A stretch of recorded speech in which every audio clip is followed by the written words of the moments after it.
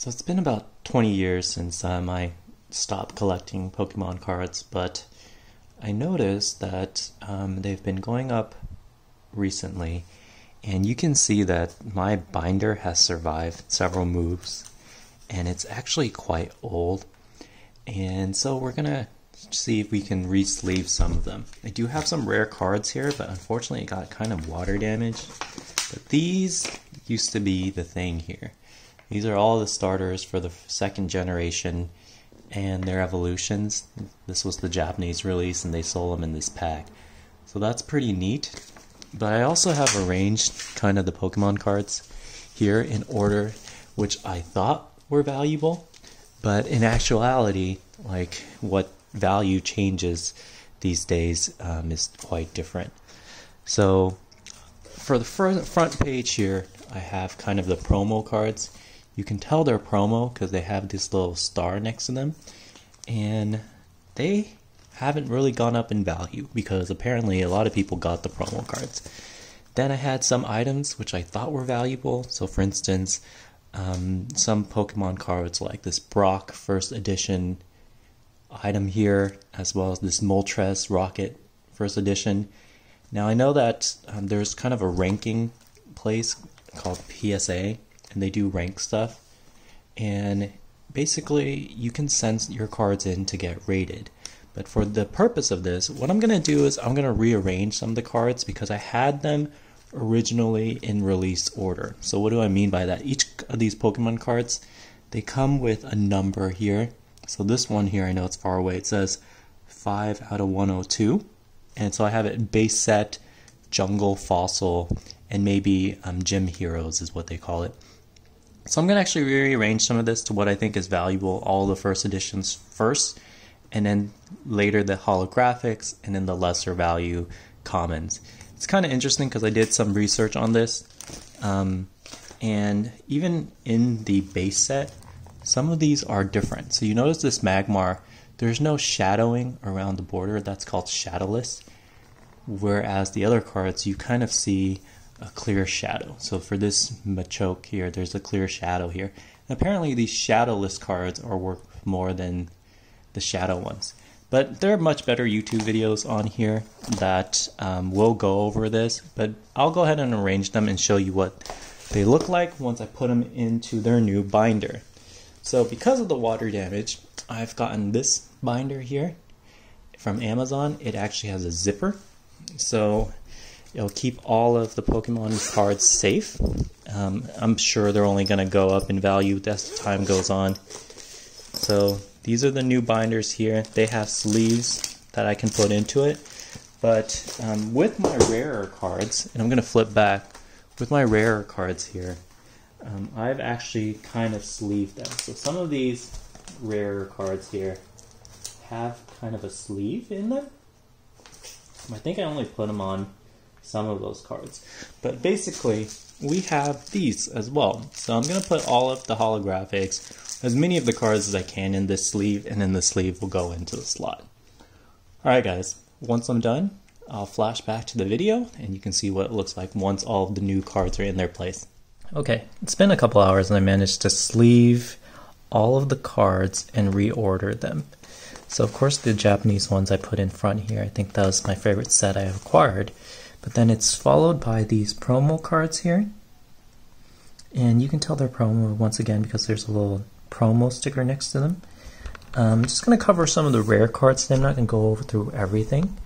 But basically here you have all of the promo cards. And if you notice, they have the promo logo on them, but they also have a number. So this promo Meowth is number 10.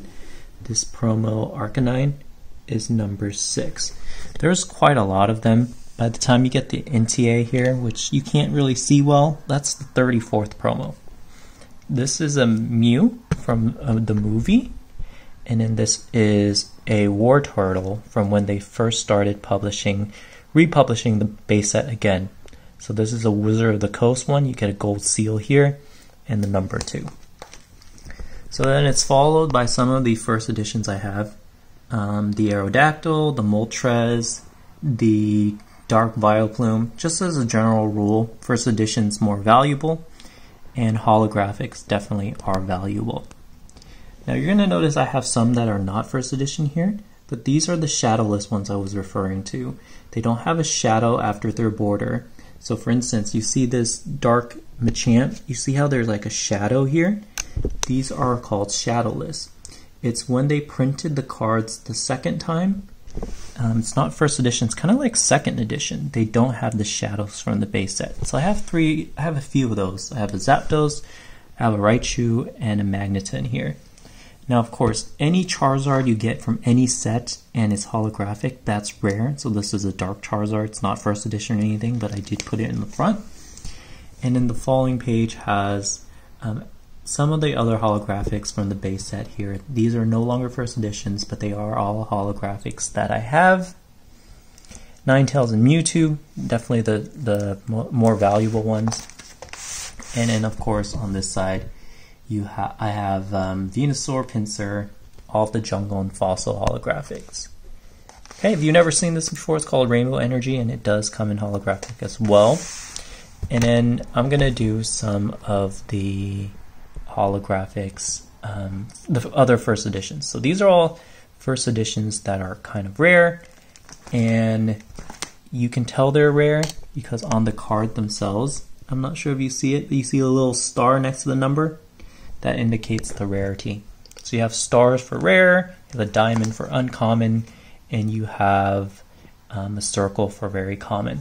So after those rares, now I'm just have it sorted by the sets. I have Jungle first, and we're going to flip through. All of the Jungle first editions are followed by the Fossil first editions here. So that's the symbol for Fossil.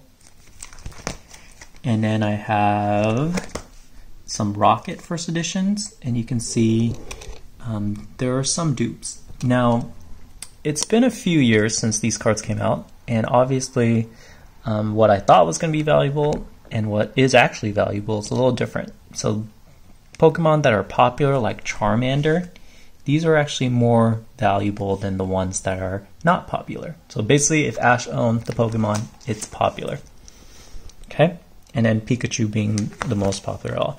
So I have several first editions going from Jungle to Fossil to Rocket, and then some of the Gym Heroes here. But then I just have them organized by the sets. So you have base set 1, is what we'll call it. And after base set 1, you have the Jungle. And after Jungle, I don't have that very many fossils that aren't first edition. Fossil, and then of course Rocket, and I've only collected it really to Gym Heroes, and even with Gym Heroes I don't have that many Gym Hero cards. What I do want to show you though is some of these Pokemon movie cards. This one is holographics, although you can't really see through the sleeve. You can see this one's holographic as well, but they're trading cards from Topps, and they were released with the movie. It's really cool because on the front of the card is like a scene from the movie. On the back, it actually has a little description of what's going on, right? And I have the main card here, which gives you kind of a checklist of all. I have them all, but I think what little I have, it's pretty cool. And then lastly, you may recognize these. These are from the Burger King. I think they had the cards with a Happy Meal.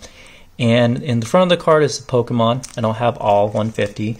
But behind the card is kind of snippets from the movie, and there's 10.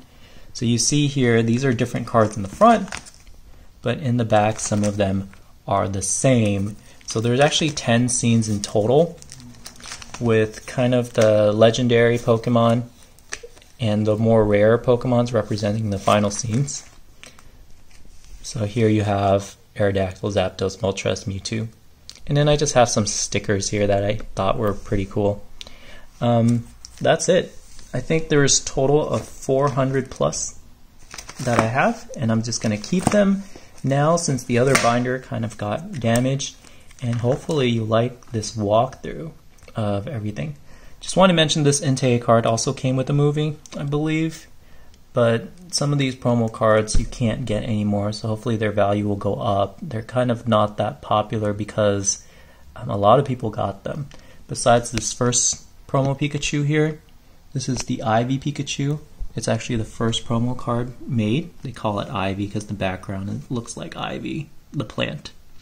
Alright guys, hopefully you enjoy that walkthrough, and I'll catch you on the next video. Thanks, bye.